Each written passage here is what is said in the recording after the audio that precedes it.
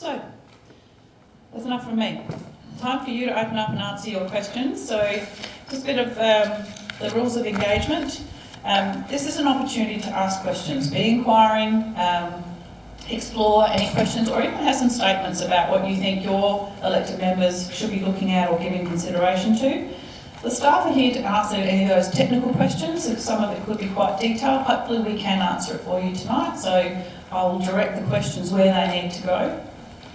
If you do have a question, so if you could put your hand up, I'll go around. I'd like, if you can, 2 questions per person. If you have more, I'll absolutely come back to you, but we want the opportunity for everyone to be able to ask some questions. And also just state your name and who your question is directed to, and we will endeavour to help you. So without further ado, we have a microphone roaming around. So Sharon is up there ready to rock and roll. So please, over to you. Andrew. Hopefully I won't know all of you by name because that'd be sad. Yes, thank you, Victoria, and your staff. My first question is about public consultation. This year is the worst, totally untransparent, if that's not the right word, but the amount of opportunity you've given for people to look at your draft plan and budget is being pathetic. I attended the briefing sessions when you're sitting at the back of the room here in the gallery. You can't read what's on the board there. The speakers are not working properly. And there's no opportunity given to be able to give out to the ratepayers, the people that are paying for this shooting match, to be able to look at the documents as they evolve. It's all commercial and not commercial in confidence, it's all privacy of some sort. It gets delivered to all the elected members, but it can't be given out to the ratepayers. And so no detail. And then there's no, like Alexandria Council next door has just had 4 public meetings with staff going out to places to take questions from people across the council. We have nothing like that. No one even turning up in the shopping centre pretending to answer questions. This is the worst. And, you know, tonight it's going to be the one-off chance. We'll talk about how this, the Mayor will talk about how this is, oh, it's only a draft, we're listening, we're all ears. Yeah, right. The draft, the work plan and budget that's in place, and you sit through some of the council meetings and so on, this is it. There's basically no chance to have any impact. And people can't read what's going on in there because the draft document that was handed out for the public consultation is all big figures. There's no detail to be seen in there. For instance, your office has the usual $2 million for the CEO operations. Wow. What's in that? Can't that be broken down into at least $500,000 level? No, it can't. There's a document in there, which I've got a copy of here. You'll find it in the handout, which says that this is how your rates are going to be spent. It's not true. About nearly half of the rates are spent on staff salaries and allowances. And they're not mentioned in here. Everything in here is as if the staff don't exist. Well, they certainly exist as a cost centre. So I think this is the point, Victoria, this is 0 out of 10 for public consultation. No opportunity, no detail. You know, you ask if you can get hold of some of the documents. No, you can't. See your local member. I don't have a local member, I have 9 of them. And about 6 of them won't respond to any question you have. So, this to me is a shocking example of public consultation. We're at the 11th hour and the 59th minute. You know, we're going to be listened to. Why can't we be listened to before that time? That's my first question. Well, the consultation opened up 21 days ago, so we received a number of written submissions and surveys, so it is open. The public meeting is the chance for you to have a public forum, and council has always held them. We don't have 4 like Alexandrina that has an 1,800 square kilometre area and a number of regional towns, so we have the one with 35 square kilometres. But thank you for your feedback. As you would know, Andrew, being a former elected member, yes, elected members are privy to more of the detail than just general community. That's why you elect them.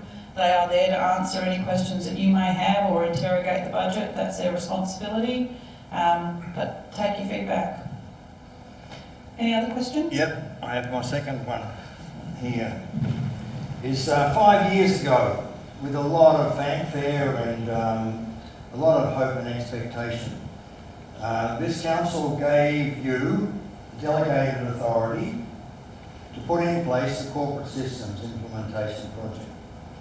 This was to take us from a data management model to a team-based model, and for the development of more productivity in the council. This was a very prescient project. This day and age, what everyone is screaming about in the private sector as well as in government, at all 3 levels of government in Australia, is we need more productivity. Initially, that's what the project was all about, raising productivity, doing more with less. And so when we started out on that project, there was initially the consultation with the population, and what was known about it was really good for the first 6 months. And then all of a sudden we went into secrecy mode, asking for where was the project plan, where was the key performance indicators, where was the timetable. This is likely to be a $10 million project, and that's probably what it's going to be before it ends. Why can't the people who are paying for this thing know what's going on in the biggest single project that there is in this council, and one with the most potential to reduce our rates? That's what, if you're increasing productivity in the council, that means that you could potentially reduce rates and not just keep on increasing them. So we asked for that project plan. It was point blank refused. No, the people of Victor Harbour don't want to know about a computer program. I'm just conscious of the other people who are. Can you get to your question, Andrew, please? Yeah. How are we going? Because this year, it says here in the work plan and budget, there's another 480 grand that's going in this year. He's going to be delivering measurable productivity gains across the organisation. Now, in the enterprise bargaining agreement that you struck in 2021, the productivity increases were mentioned 18 times in that document. What success have you had, Victoria? What productivity gains? And have you got measures for them? Have you actually measured? Do you know how much it was? And did you ever think about using those productivity gains to bring a dividend to the ratepayers? Because certainly during the time of this product, certainly during the time of the enterprise bargaining agreement, there have been significant flows of benefits to the staff here, including yourself. Huge gains, but nothing for the ratepayers. Did you ever think about trying to set up what you were doing here so that the costs would be less, that the rates would be less? So there have been ongoing reports for the corporate system coming through to council. They are public documents. The technology one system wasn't changed from a data management system to a team system, so I'm not sure what you meant by that. It was actually going from a Synergy soft system that was over 20 years old and no longer serviced to a Tech One system, which is very integrated. And we are implementing and finding efficiencies across the organisation. I think Karen might want to add to that because she's been the one facilitating and leading that, so I'm going to ask Karen to add to it. Thank you for the question, Andrew. I anticipated you might ask that this evening, so I am indeed prepared. We embarked on the project starting in 2021-22. The Release 1 and Release 2 of the Corporate Systems Project were approved as a budget at $7.1 million and came in at $6.3 million.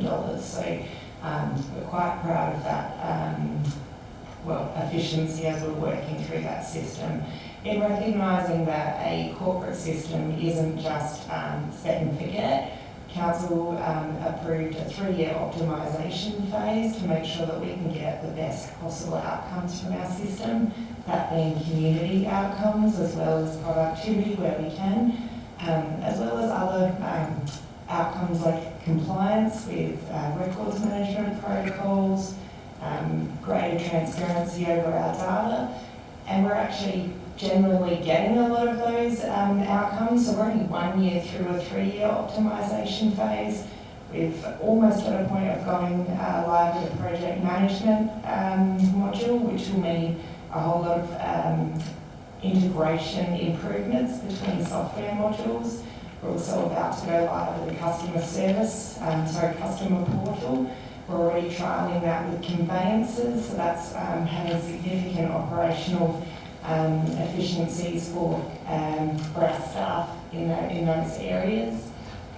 We're finding a 65% increase in our records management data logging, so we're increasing our compliance rates with that. I've managed to find efficiencies in payroll. I've reduced staff in those areas by 5.56 FTE. So we're able to redeploy those. Pardon me, I need to drink water. Karen was able to redeploy some of those resources to our open space team, which meant we didn't have to increase FTE in previous years. So that efficiency means that we didn't have that increase, and we're doing more for the same. Bingo, that's exactly what I was going to say. Thank you, Jodie. And there's more, one moment. Thank you. So I've also managed to reduce my records team by 0.8 FTE, again, redeploying those into areas such as governance, open space, and other areas where we've found that there are pinch points, pressures within the organisation without having to increase our full-time equivalents or our staffing budgets. I've got more, but I reckon I'll stop there, and I'm going to just suggest I read over the March Ordinary Council meeting, which gave an agenda which has a really good summary of some of the efficiencies to date. But as I said, we're only 1 year into a 3-year optimisation phase and things are looking promising. No, everything's not going swimmingly well, but that's to be expected in a complex project of this nature. Thank you very much. As a follow-up to that? No, I'm going to actually go to someone else for the moment, if you don't mind, Andrew. I'll definitely come back to you, but I know there's others that are waiting patiently to ask questions. Question from Peter. Thanks very much. I'm Peter Hamlett. My question is about the Financial Sustainability Index. So by my calculations, the 1.5% is a bit under $500,000. And I want to address it to the elected members first and then potentially administration. So I understand that through the budget process there would have been a lot of cost-saving measures that you would have looked at and approved, and they're embedded in the budget. The question I have is that given the Financial Sustainability Index costs ratepayers around about or just under $500,000, what additional expense savings were considered and obviously rejected in favour of increasing rates by 1.5%? So I'm just wondering if elected members have a view on that.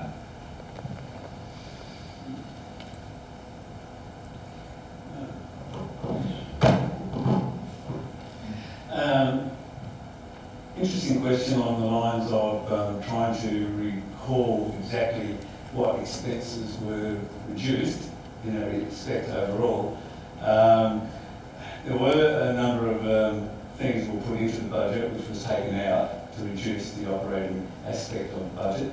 But again, it still sits at a $1.9 million deficit, which again, personally, I'm not in favour of. But I think one of the things that I did find that through the process that with this current financial operating budget, with the new financial operating budget coming in, there's another $3 million increase in expenditure, which is a 7.1% increase from next year to this year. So again, I think there is still room to cut more expenses, and I believe that sometimes cutting expenses is nothing more beneficial to in the sense than keep raising rates. So there's two ways a business model can work. We either increase rates or we decrease expenditure. So again, I can't answer your question fully. I don't know exactly what was cut out of the budget to decrease it, but the 1.5% index, again, as I understand it, is to recover costs, but also is to cover the growing costs, through the community in our operating budget, in areas of maintenance, for example, in that. So yeah, unless another member like to say something. I might just say something in terms of some of the discussions that I've been privy to. When we have been looking at the budget, we've gone through each line in terms of whether that needs to stay in or whether that can come out. Talk about footpaths, and as Victoria said, we took out a number of, or pushed back a number of footpaths where there were less residents, I suppose. Then we had a few deputations from residents who wanted their roads to be sealed or footpaths put in those roads.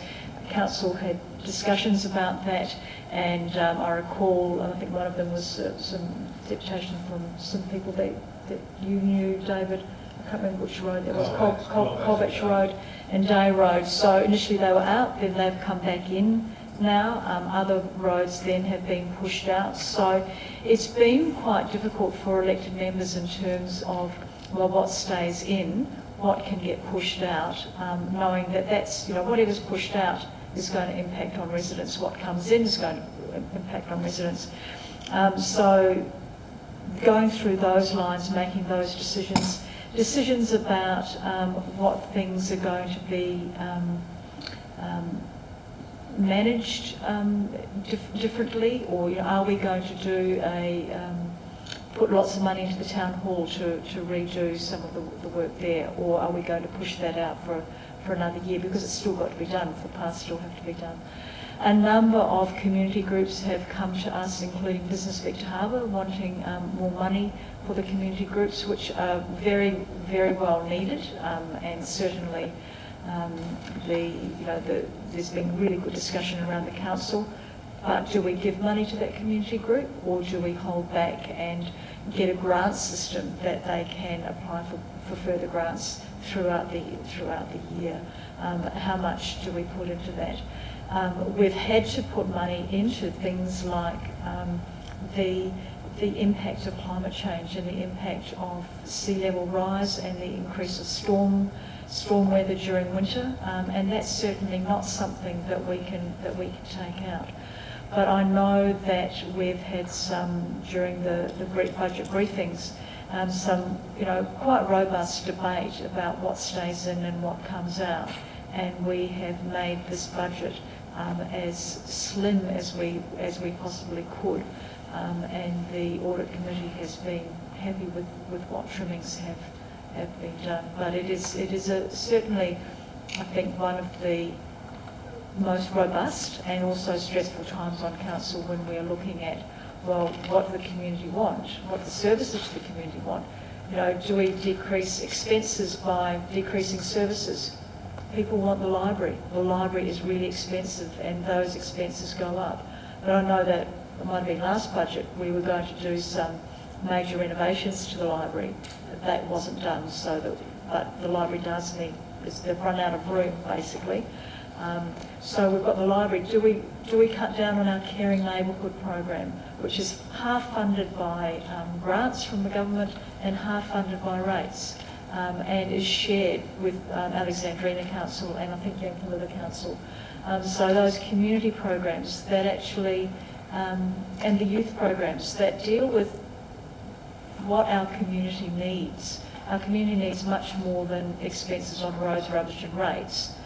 There's been lots of discussion about a hard rubbish collection, and certainly I've been pushing over the time that I've been there, 8 years, a hard rubbish collection. Each time administration have gone back and talked to the Fluorio Waste Authority and then looked at different models for hard rubbish, it's going to cause, I think it was a 1% increase in rates, was that something like that, Jodie?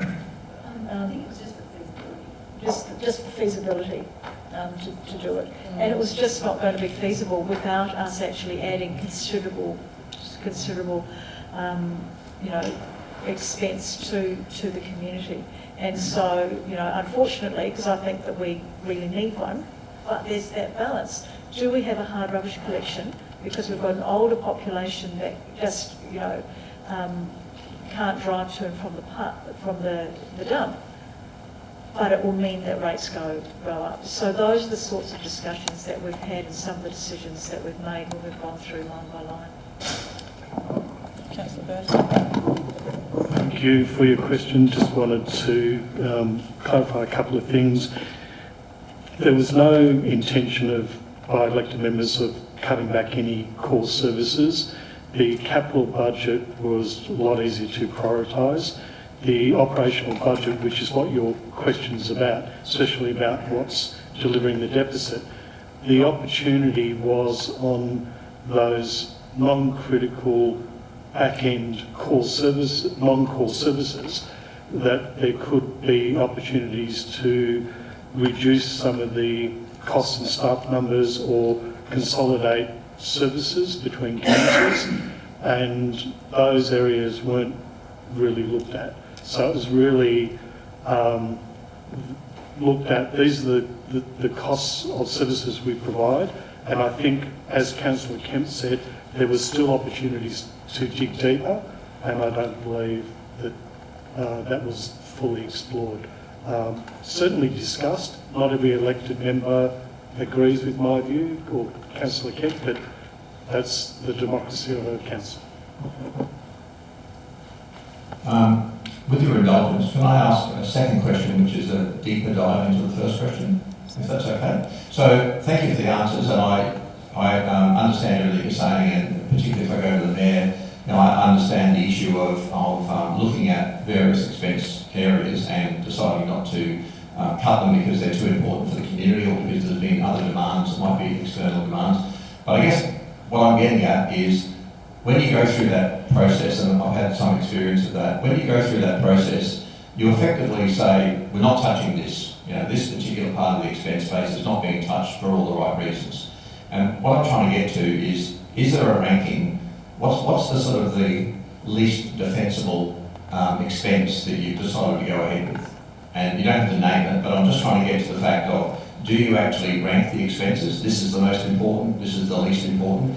Because my question is about understanding, not challenging. I just want to understand what expense reductions did you forego instead of increasing the rates through the Financial Sustainability Index. And the reason I'm asking this question is for all of us as ratepayers to understand, if the one that you that was at the bottom of the ranking and that's the first one to go, if that's just too important, then everyone will support the Financial Sustainability Index. That's the basis of my question.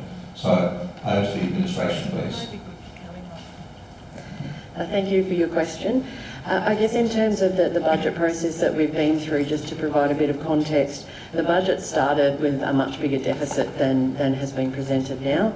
There were a number of iterations, and the senior management team worked through and pulled out approximately $500,000 to $700,000 worth of items that we thought we could cut without impacting the community. And the version that was delivered essentially to go out for public consultation was presented to the Audit and Risk Committee on the same day. The Audit and Risk Committee provided commentary, not a direction to Council, but commentary that Council should carefully consider why it wasn't including its 1.5% financial sustainability index that was required by the long-term financial plan in order to get Council back into a surplus position within the time frame that the long-term financial plan said we should be moving back. And that was a decision that Council considered on that night in terms of putting that index back into the budget to provide a smaller deficit and enable that move back into a surplus position in year 3-4 of the long-term financial plan. So on that particular night, there wasn't real consideration in terms of what could be pulled out to offset that. It was more to go to community consultation with that index included.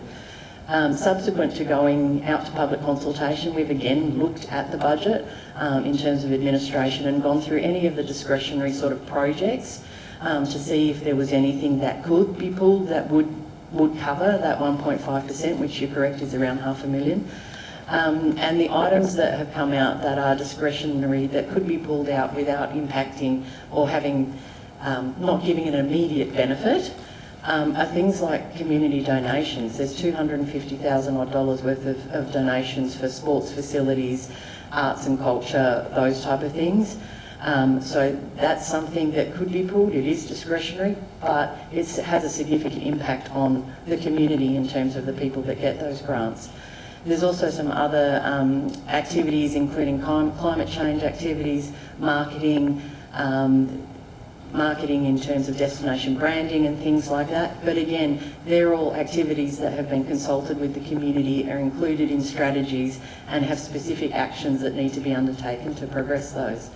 So because we put up such a tight budget, we also ask staff if they're putting up budget items to fill in a project proposal form that includes a matrix for decision making and ranks that in order of each of the proposals against each other, as well as an individual in terms of what it gives to the community, what benefit it does, whether that benefit outweighs the cost, etc. There was hardly any of those that were included in the budget.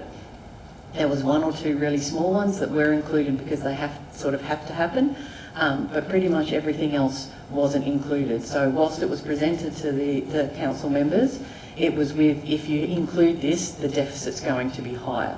So they were pulled out. So those type of things we will be putting into the next report that goes to council with the feedback from the public consultation to say, this is your other option, and then for council to decide whether that's an option that's viable or not. But from an administrative point of view, looking at those things that could be easily pulled out, there would be a massive community impact. Right, thanks very much. Thank you. Next question. Sorry. No, oh, sorry. Lay behind you. I can see who it is now. Thank you. I'm Ali Bloomfield and Tony Egan. We're here from the Cricket Club. So speaking of the things that were left out and the deputations that we made earlier this year, we came and did a deputation to the council in February, and I believe the design budget for realignment of the road at the Oval has been left out of the budget. So I would strongly encourage you to consider putting that one back in. I believe there was a budget bid for about $30,000 just for the design to improve the safety for our children and our players at the Cricket Oval and the football oval as well. So my question is, why was that left out? That was a safety issue. Jodie? Thank you, Ali. Great question. I think it may have been discussed on the night of your deputation that there is an allowance each year for reserve development in the budget. So the specific design for that hasn't been included, but I'm just checking now. There is an allowance for reserve development that can be spent over different reserves, and that was the money that was proposed to be spent for that. But I can get back to you to confirm that's included. There's money in there for the resurfacing of the Encounter Bay netball courts and tennis courts as well. So is that included in the? That's subject to grant funding. Okay. So if they get their grant, then that goes ahead, and that's a capital project. So it's under reserve management. Yes, because ovals are considered reserves. Yeah. But I'll just, if you give me a minute, I'll come back to you before the end of the night and let you know that there's still money in the reserve development annual allowance, which is in our asset management plans. Thank you. this gentleman at the front here. Thank you. Question about two. Sorry? Name, please, Greg. Greg, yeah. Okay, thank you for the opportunity to ask some questions. I have two. Firstly, I'd like to raise a concern about Council's financial sustainability, particularly in relation to future commitments, like the sports precinct. From the draft budget, we can see the Council is already projecting an operating deficit of around 1.9 after 2 years of significant deficits with more to come, which I assume is going to be borrowed money. With an operating deficit ratio of negative 4.7, which is outside the target range of 0 to 3%.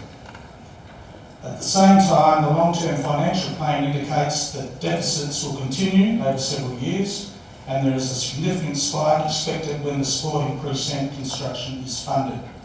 The SCOSA is, I think, predicting about possibly $30 million in debt in 27-28.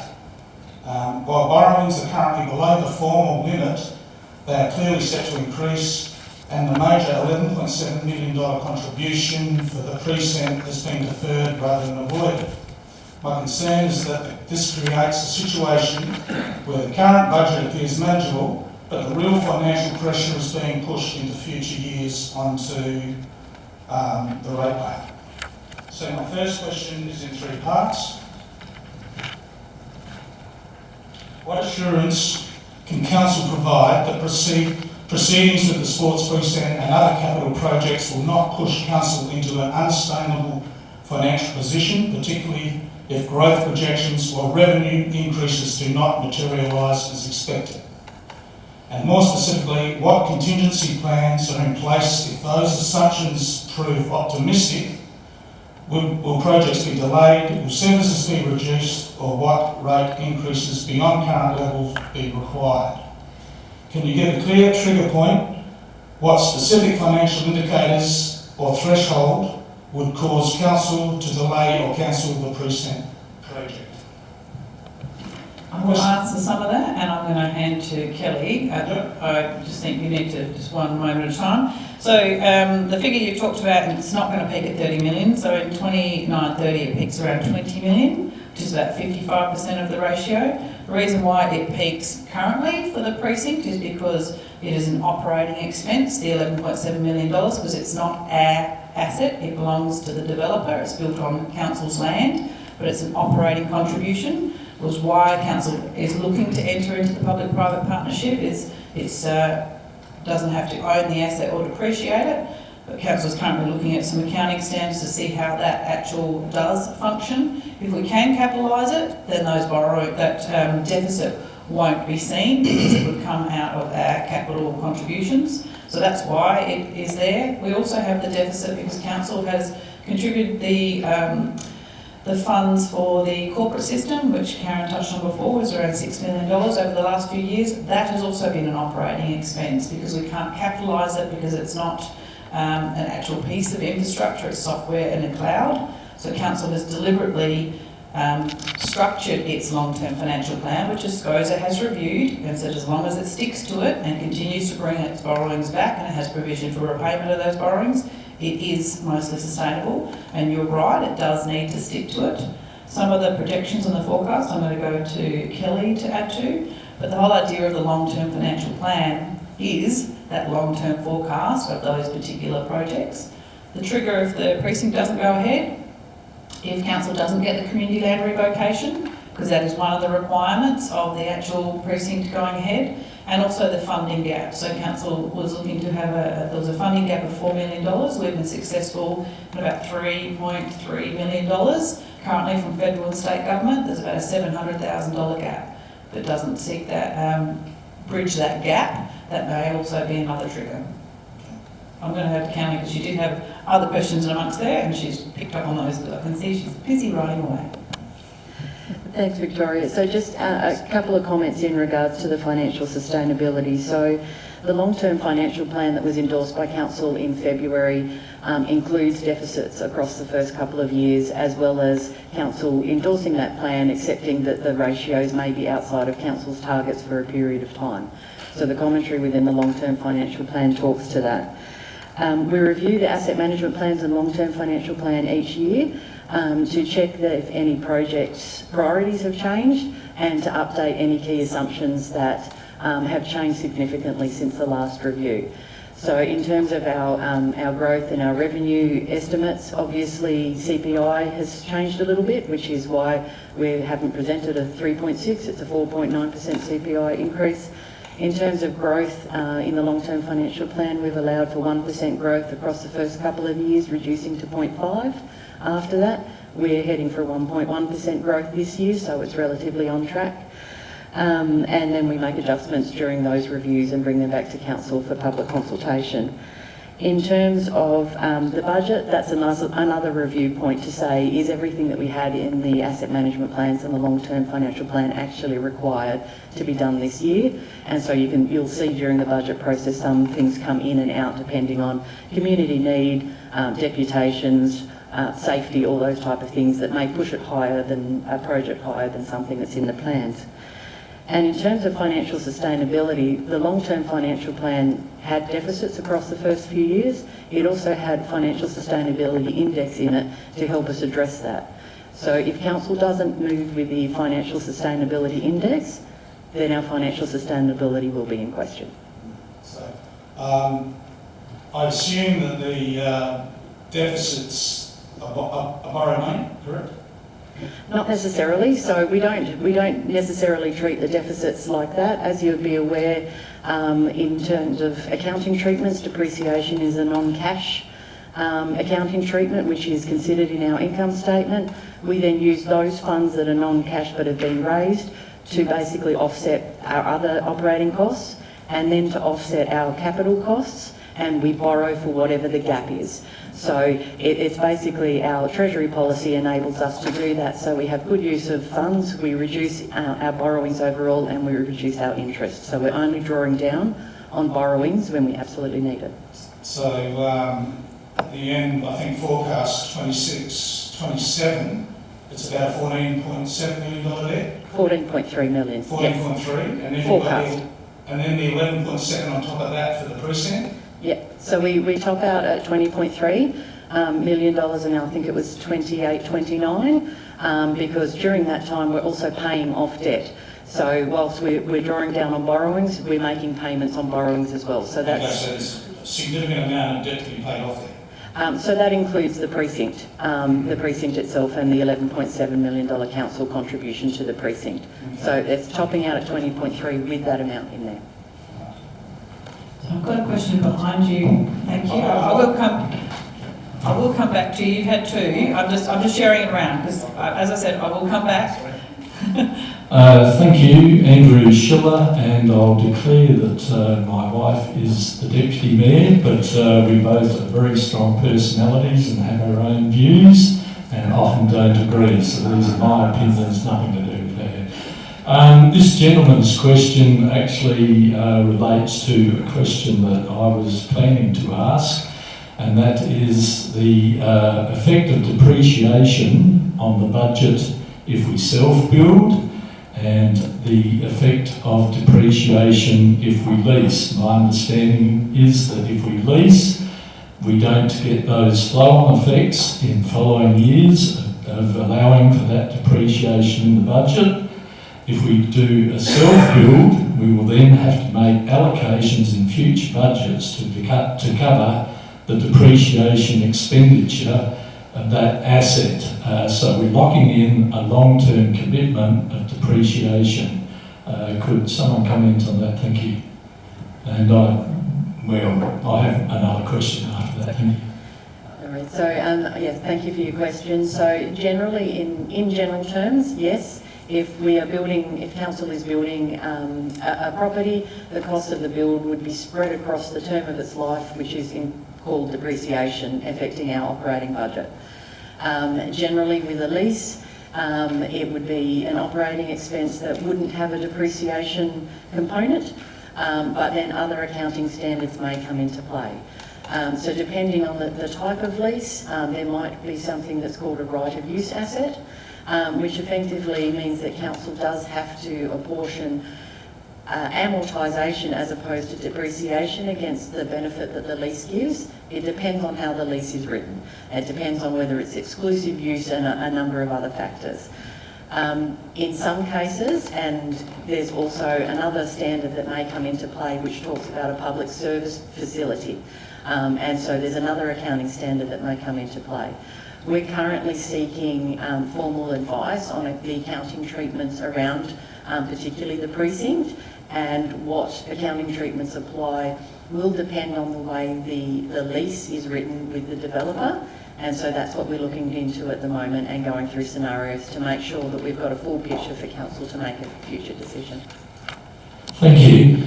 My second question, and I'll state my position, I have serious reservations about the self-build model for the rec centre. I think it's quite risky, particularly in the current environment where we're seeing rapid inflation. With the Strait of Hormuz being shut, we could see more global inflation, and building inflation is running much higher, at much higher rates than the CPI.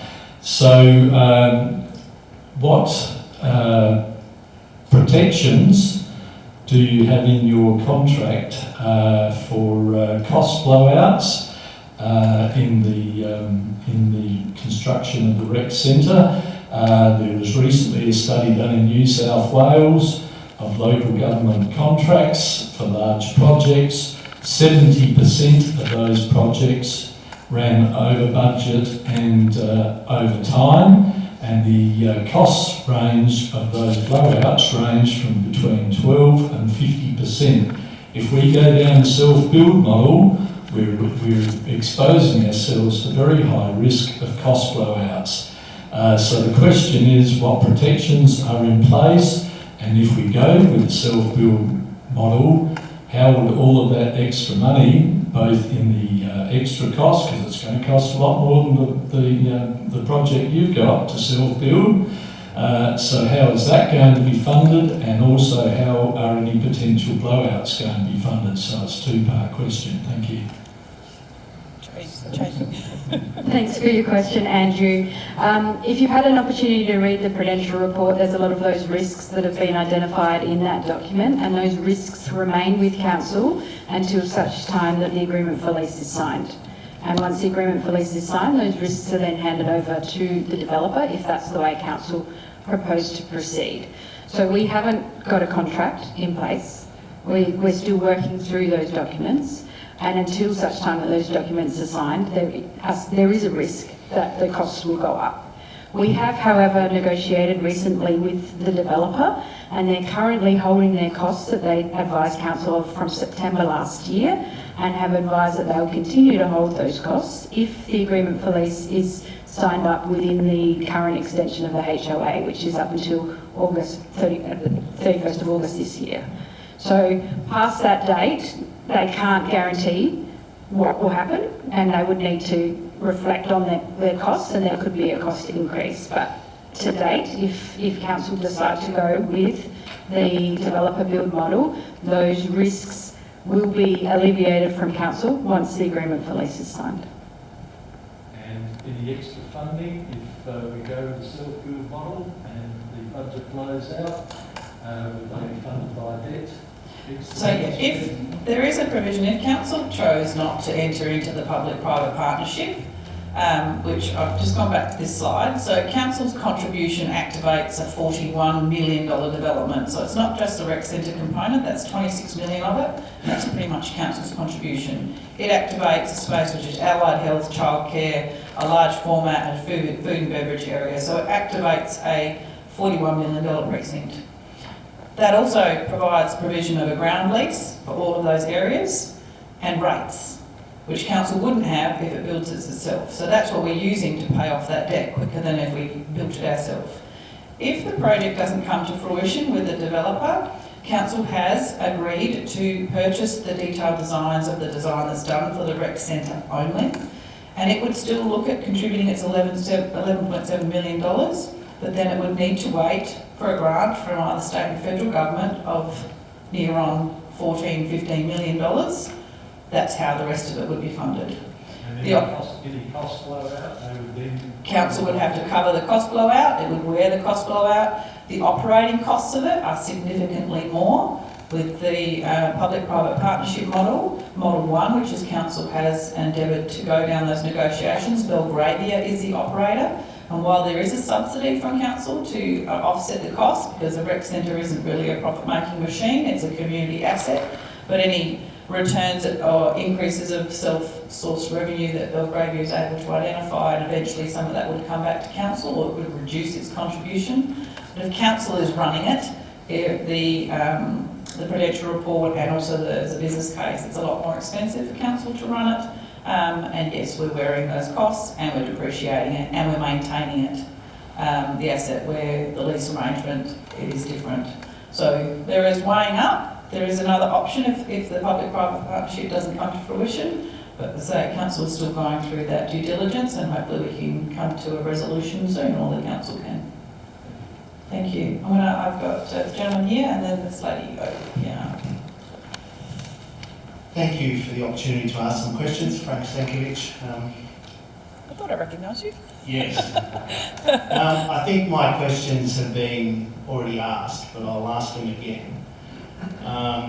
And the first question is about asset management and infrastructure burden. So the council now manages $500 million. You said 493, is that correct? And continues expanding it, creating long-term maintenance liabilities.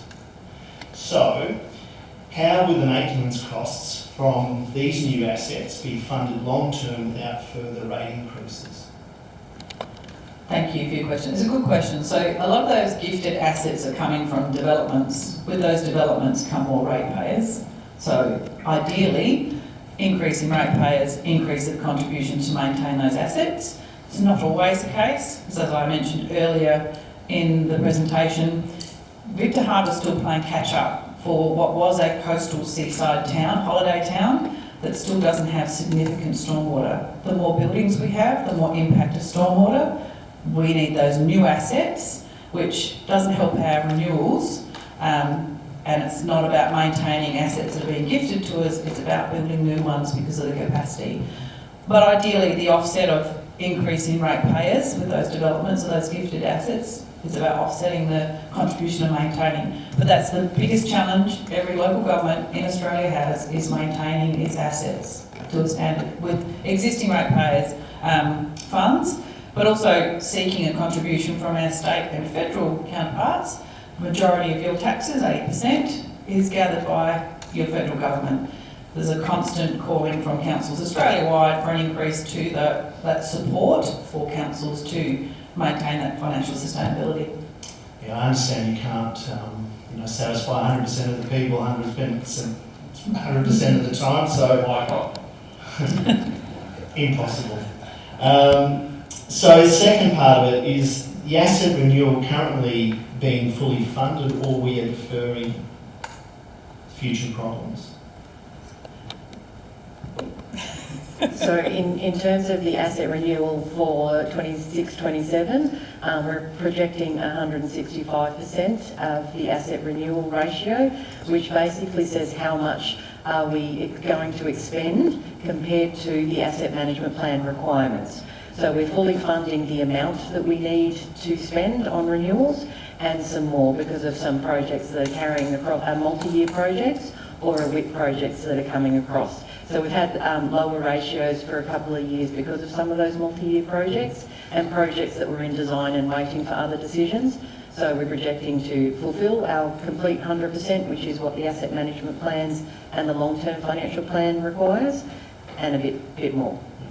Thank you. Second question, if I may. Third. I'm going to go ahead anyway.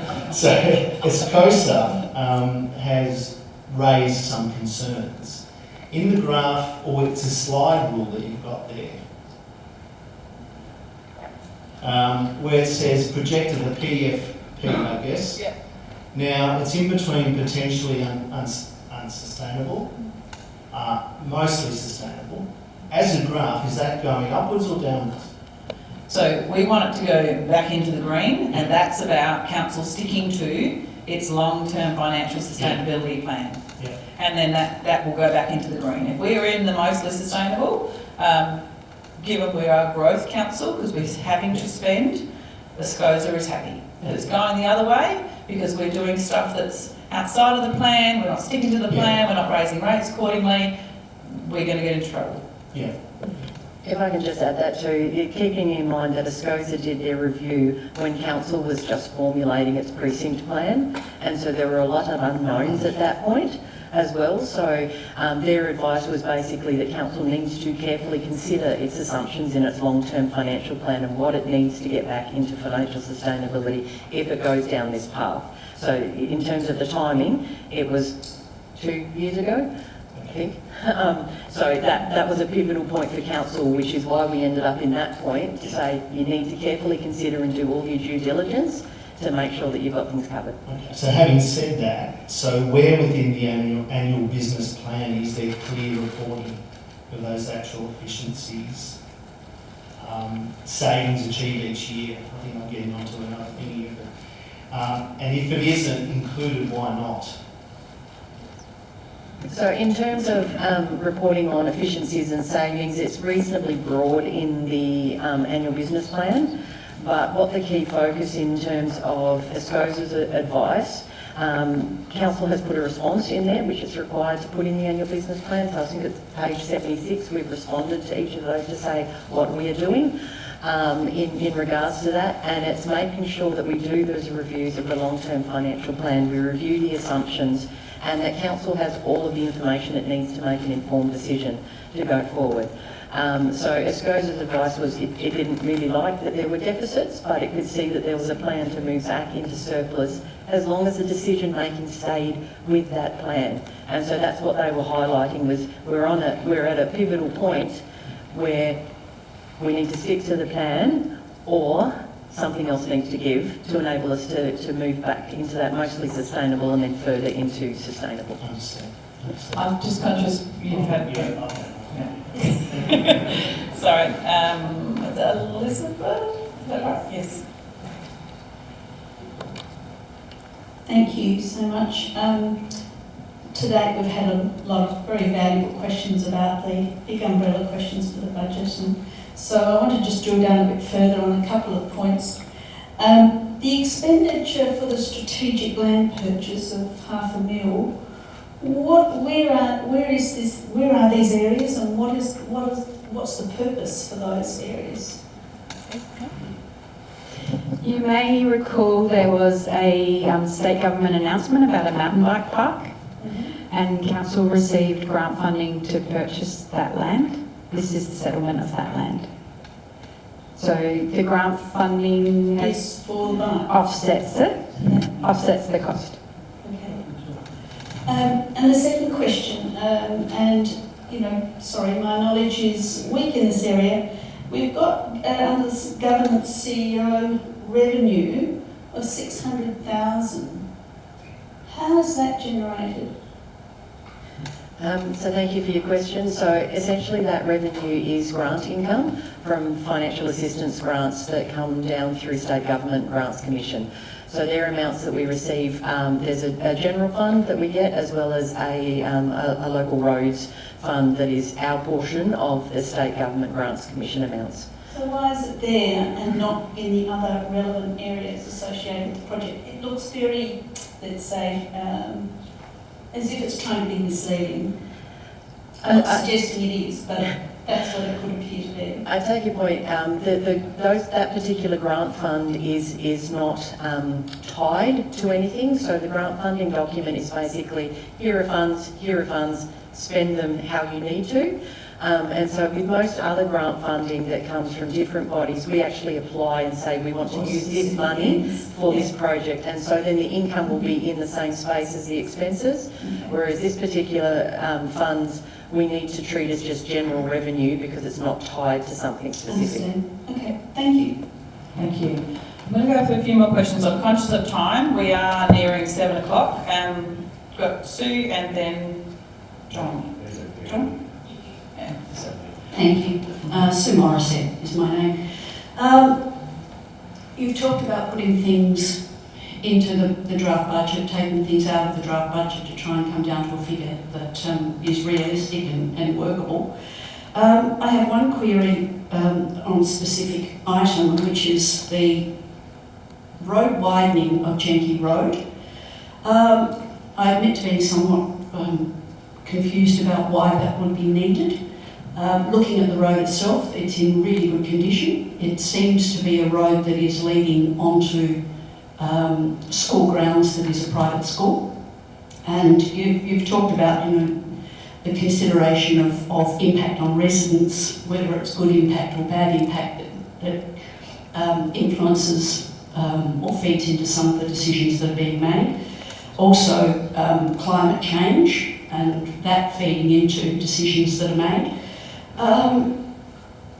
Can someone please educate me why we would be looking at spending just short of 600,000 on a road that seems to be perfectly okay, that if it's going to be widened is going to bite into the green belt. There is already a school crossing there, so I'm assuming with the school crossing it's not a safety issue.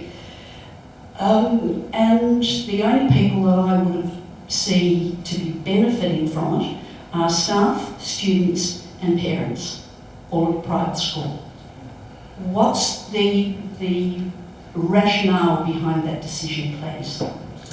Thank you for your question, and I will declare that my son goes to that school, but I am responsible for answering the question, so I'll answer it. The widening of the road is to allow buses to enter in. If you've been there at about 8:30 in the morning, you'll know that buses and cars can't use that road at the same time, and the backup of traffic goes all the way along Victor Harbour Road. So these kiss and drop sections for the school used to be on the Victor Harbour Road, but that was deemed to be unsafe with the way traffic was coming in and out of there. So now the buses enter into the school ground. And so the widening isn't the widening of the full length of the road, it's one particular section where there's a pinpoint where the buses can't turn around. It does benefit the school and the school community, but it also benefits the broader community by not having that congestion on the other roads. Okay, so even though we have to have a kiss and drop off, we can have a kiss and pick up in the Audi car park, which we do, it's chock-a-block. I believe the school have an arrangement with Audi, but the buses don't go into the Audi car park. It's the buses that come in that can't manoeuvre past the turns in the existing road. So it's looking at straightening the road to allow the buses movements. Thank you. Second question is, with all the proposed resheeting, road reseals, the annual allowance, is there a list of, and I'm assuming there must be if you've prepared a budget item or line items for it, is there a list of those roads and is it a prioritised list so that anybody from the community could actually see what roads are being targeted in what order? Thank you for your question. We do a re-evaluation and condition rating of all our civil roads every 4 years, and that was just done this financial year that's just finishing now. And out of that list, we prioritise the roads. Over the last 8 years, most of that allowance, because it is an allowance that we spend to budget, it's not sufficient to maintain our roads, our road renewal program. But most of that, 90% of that budget is spent on our major arterial roads, the Ring Road, Waterport Road. You would have seen there was a significant amount of work done this year up on Range Road, which we were successful in offsetting with $250,000 worth of grant funding through the Special Local Roads project. The other roads that were undertaken this year was the King Street roundabout and the Tabernacle Road roundabout, and that was all we were able to deliver for that budget. So what we do once the budget is endorsed, we have a look at those priorities, we do road inspections, we look at where the most of the maintenance requests have been, and we prioritise it based on that. If we gave you a list now and then we engage a contractor, say in November, if they come in May next year, the priorities might change, and so we have contractors that we can be flexible in those contracts. And if we have a change in priority during that time, because it's renewal, it's not upgrading to a new road, it's fixing areas where the road surface has reached the end of its useful life. So we can be flexible in changing that. If we gave that list out to the community, people might have expectations and then get disappointed if the priorities change. Okay, thank you. Thank you. There's one more question down the front here. Again, I'm conscious of time, probably only going to take 2 more questions.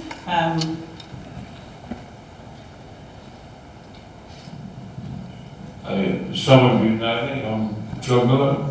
Others would rather not know, which is fine. Speaking of climate change and storm drains and all this, DHUD, Nick Champion's bailiwick, has recently released a new flood maps for all councils. And there are a few hundred homes in the Victor Harbour Council area, which will now be deemed flood prone. And that will affect their insurance if they tell the insurance company, otherwise it may void their insurance. Has the council made any deputations to the HUD on those maps? Because I know only in particular got heaps and heaps of people not happy. Thanks for your question, John. So we are aware of that. We have been sitting in webinars and been part of the consultation process. You may recall that Council undertook floodplain mapping back in 2019, which we shared with the department and is on their website. The changes that have come through in the Australian rainfall and runoff in recent years means that there have been some changes to flood mapping. And so even though the DHUD are going through this process now of utilising the Attorney General's mapping to apply it through a planning code amendment, many of those floodplain mappings need to be updated. So you may know that in this year's budget, this year as in 25-26, we had the Crozier Road Stormwater Project, which was included in our Urban Stormwater Master Plan that was done only a few years ago. With those changes, all that modelling had to be redone for that project. So we were successful in receiving grant funding through the Stormwater Management Authority to facilitate that redesign. So we are very aware of the changes, but any houses that were identified as being flood prone during that 2019 flood mapping, which is available on the website. Now have the new map. Correct, yeah. It's released for a month or so ago. The Attorney General's mapping, so the floodplain mapping hasn't been updated for Victor Harbour. They're utilising existing maps. If you look at the numbers, yes, it has been. Just to clarify, it has been released for the purpose of consultation for code amendment work. So that's why I said it's the council made any delegations. yeah, so coming back to the question that you asked about that, there is a team within council looking at that, receiving the webinars and whatnot, so that we can prepare a submission for council. Yeah. Otherwise, a lot of people will be very unhappy. And they still may be, but they're the necessary things that need to happen sometimes to also keep people safe and make them aware of the situations that they may either live in already or choose to purchase into. And there's a gentleman, your question, and there's this gentleman with a hat has a question, and I think that'll be it for tonight. Thanks very much, Victoria. Well, believe it or not, I'm actually reasonably pleased with Victor Harbour's financial performance. Reasonably low debt, and only increasing the rates by 6.4. Now, Alexandrina's debt this year is forecast at 42 million, and Wayra Council, Yankalilla, is still going to have $14 million worth of debt, and don't seem to be able to pay it off. So, believe it or not, Victor Harbour's actually in a very good financial position as far as their debt ratio, and I'm sure Victoria would agree with that. My question and my comment is, well, actually my rates in Yankalilla went up by 7.9 this year, and in the last few years the rates have gone up astronomically. One year they went up by 23% in Yankalilla Council, so consider yourself here to be very lucky.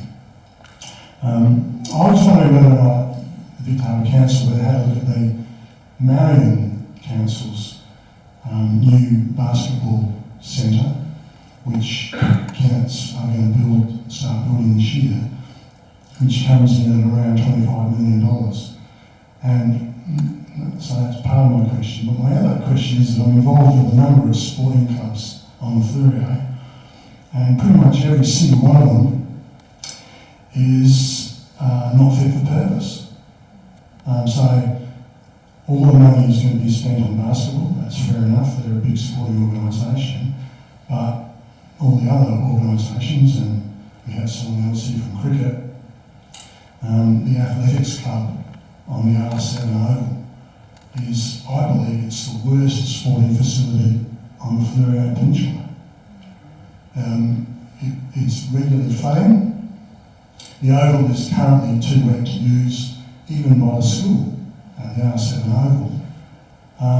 It is a disgrace. And if something's not done in the next few years for that organisation, it won't exist. Because the volunteers of which I'm one spend all their time patching the thing up, cleaning out flood water, killing spiders and dust. And we have been speaking to Victor Harbour Council on an official basis since 2010, and nothing's done. It's extraordinary. We have had the local members, in fact I coached David Basham's children at the facility and said, this facility is not up to scratch. Doesn't meet. It's quite disgraceful that some of the other sporting codes, and I've just run through a couple. I mean, the dragon boat people have been waiting for a shed on the proposed 202 road sporting precinct for a number of years, and they still have no building to put their boats in, and their equipment sits outside all year on Tabernacle Road.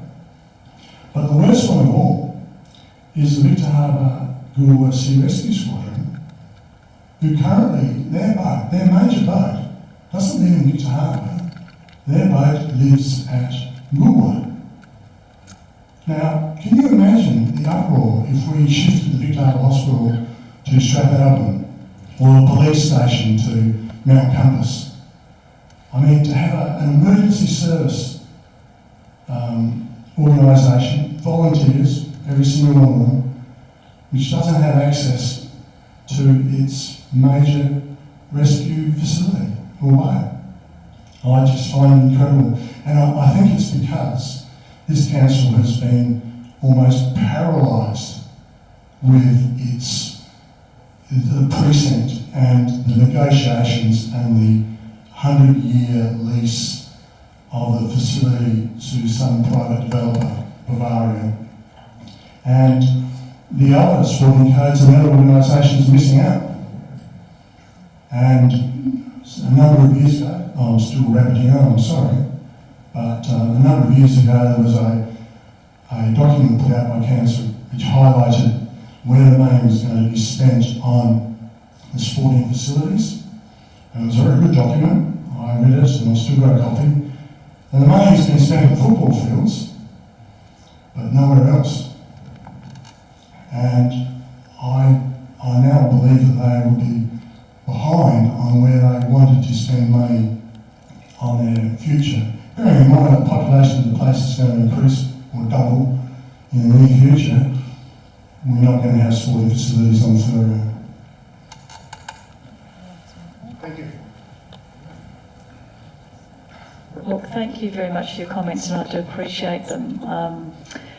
The first point I'll take is that while basketball is certainly going to be a major user of the precinct, if when that goes ahead, it'll also be used by other sporting groups and community groups. Certainly, gymnastics has been very involved in the discussions. There will be pickleball, volleyball, all indoor, a number of indoor sporting groups can use that. In terms of the athletics, I've been down to the primary school a couple of occasions And you are quite right, the facilities there are terrible, and in winter it is so boggy that they can't use it. Council need to take bite-sized chunks, I suppose, in terms of addressing these things. And I can remember when I was first on council, we had we went out to consultation about what athletics provisions were needed, what sporting provisions were needed. And I think we were even looking at it at the Gillespie land or somewhere out there. And little athletics was included in that, and it was just, the cost was so great that we couldn't do that. So we're focusing on the sport and rec precinct, and then we'll continue to help sporting clubs as much as we can. The dragon boat people, I do know that we've looked at quite a lot of land. We're a small council area. The pieces of land that we have come up with have not been appropriate for them because of churning issues with the large boats. We're still looking for land for them. In terms of the sea rescue, we've just come back from consultation. I think we've come back from consultation now in relation to our marine, what did we call that paper? The boating strategy. Boating strategy. And looking at whether or not we need to have a boat launching facility on the eastern beach near where the yacht club is. And so we are looking at these things, but having to weigh that up as we've been doing all night with taking bite-sized around, well, what are the priorities, what can we do, and how much money we have. It would be great to be able to do everything for all sporting groups. We just can't afford that in our small community. And maybe it is linking. I'm a big fan of regional facilities. We are a small council, and maybe it's working with Yankalilla Council or Alexandrina Council to get a regional facility for some of those sporting clubs where we can't afford to do it just on our own here in Victor Harbour. But that's for another conversation. I'll just Marion Council, yeah. So we are aware of their new development. They got significant funding for that, but they obviously have a significant catchment in terms of basketball. The sites we have visited include Lights, which is in Port Adelaide Airfield. Obviously we've looked at others in the Riverland. They've had some new facilities, so we've actually done quite a significant tour of those facilities. Just touching on the Mayor's comments, Council has the Rec and Sport strategy, which is maybe the document you're referring to, it's a strategy about how Council can address all the needs of our various sporting groups.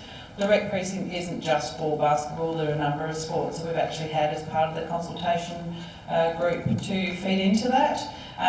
Council also looked at actually working with the Victor Harbour Primary School because we realise the challenge they have. We tried to get the Education Department to work with us. That ground needs to be raised significantly.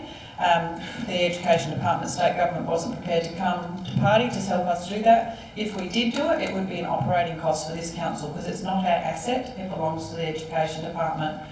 In the strategy, it does look at some sites for the growth of, and we know Little Athletics is certainly one we've tried to negotiate with Victor Harbour Oval and also Encounter Oval, where there's possibilities of sharing that space, utilising their seasons, and it's certainly not forgotten.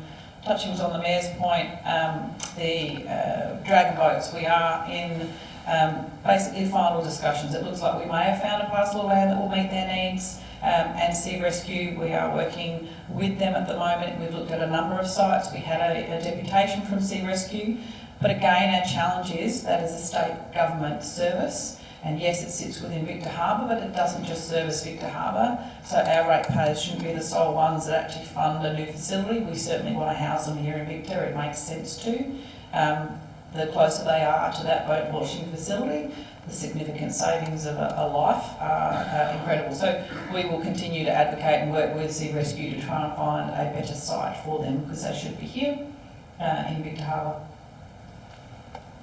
I'm just looking, thank you. I'm just looking to the front of the room. I'm going to go one more question. It's either Peter or the gentleman with the hat. You can fight over it. Grant Barnes. I did a bit of a query about the river, you say environmental thinking that way, and the floodplains. There's a big problem with the teenagers from the school littering and making like drug dens down in there. We're talking Inman or High Marsh? The Inman. Inman. And it sort of merges a bit with Peter's idea. I think there was a proposal to put a bridge across the old ford there or something. I'm suggesting, because there's lots of them through the bush there, the dog finds them when I go for walks with him.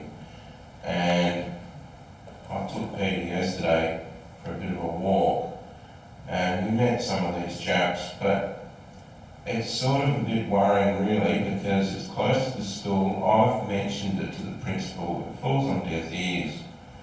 And I've engaged Andrew about a year ago, and then we started talking again, only recently. Is that our public safety officer, Andrew? Yes. Yep. And I wanted to take him and show him the places, but he never contacted me back, and I contacted him again and again, and it just falls on deaf ears. I'm happy to take that up, because I am aware of there are similar issues along the Inman River near the cemetery, which we have addressed. We've had public safety officers go down there and people sort of having furniture and setting up camp. And we can talk to the school as well, so we have the ability to do that, so we can take a note of that. Yeah, I just want to say, Pete Charles, I brought Grant along tonight. I thought it'd be educational for him, because he took me on a hike yesterday, and the hike was along the Inman River, on the extension of the Canterbury Road. Canterbury Road comes to a dead end at the river, at the Inman River, and then it crosses over from there. There's a little ford which children walk across to go to school and go home from school, because there's a trail leading from behind the dog park, high school, etc., and so on.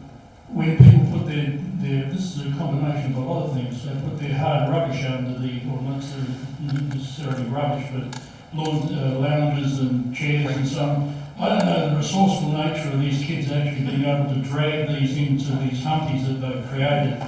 The rubbish that's there, the damage that's done to the trees. There's a box lawn, there's a problem in the area with briars as well. There's 5 different weed species down there. Anyway.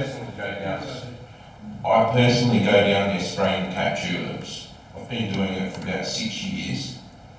Spraying box thorns. It's just atrocious, and you've got a walking trail. My suggestion is, you want to put footpaths and stuff in, to discourage these people, we need to create a walking trail through there so that it keeps these buggers away, but on the same time, health and safety of these kids. We witnessed a drug deal going on, and the council's got to pull their socks up and grow some balls. Well, thank you for your comments, but some of that is a SAPOL matter, and we are happy to take it on board. Don't engage the SAPOL. Council doesn't deal with drug deals, but we are aware of some of those issues, and I will talk to our public safety team, and we are aware because we've had to pick up some of the hard waste, and that's at a cost to council. It's not the only place, but I've taken a record of that and I'll follow up. And if you want to leave your details, I'm happy to follow up with you in regards to some of the actions that we can take. With some counsellors from the school and talk to the kids. Yep, again, and I was suggesting that with Andrew today on the phone. We spoke at long length about this, and he thinks it's a coordinated effect. Agreed, it would be, and that, again, that is something for the high school that would need to manage as well, because council's remit is not the high school, but we can certainly guide the public safety requirements, so thank you very much. Okay, I am conscious of the time. It has been a really good discussion. We've gone 20 minutes over, but that just is testament of thank you very much for coming out and giving of your time to give that feedback to members. There's been a lot of information that has been gathered, so just to quickly recap, we've been open with consultation to the community for just over 21 days. We've already received a number of submissions, both written and also survey. This public meeting forms part of that consultation. Council will now actually gather all that information. The administration will prepare that to come back to Council to a workshop next Monday, and the Council will then work through and consider all of the different feedback it's received from the community, with the aim for having a special meeting on the 13th of July where it would look to adopt its final budget. So we will continue to keep you informed. Information will be available on Council's website, and where we can, if there's any questions that we haven't been able to answer, please feel free to send them through, and hopefully we can address those questions. And thank you very much for your time tonight. We appreciate you being here.